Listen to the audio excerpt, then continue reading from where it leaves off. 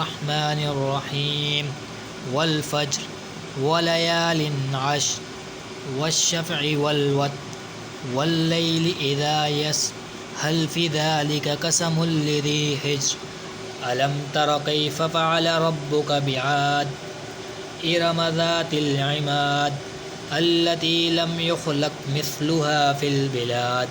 وثمود الذين جابوا الصخر بالواد وفرعون ذي الأوتاد الذين طغوا في البلاد فأكثروا فيها الفساد فصب عليهم ربك سوط عذاب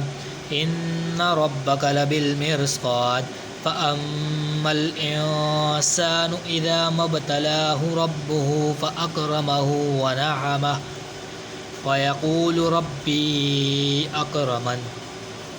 وأما إذا ما ابتلاه فقدر عليه رزقه فيقول ربي أهانن كلا بل لا تكرمون اليتيم ولا تحاضون على طعام المسكين وتأكلون التراث أكلا لما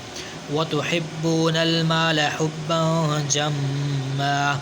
كلا إذا دكت الأرض دكا دكا وجاء ربك والملك صفا صفا وجيء يومئذ بجهنم يومئذ يتذكر الإنسان وأنى له الذكرى يقول يا ليتني قدمت لحياتي فيومئذ لا يعذب عذابه أحد ولا يوثق وثاقه أحد يا أيتها النفس المطمئنة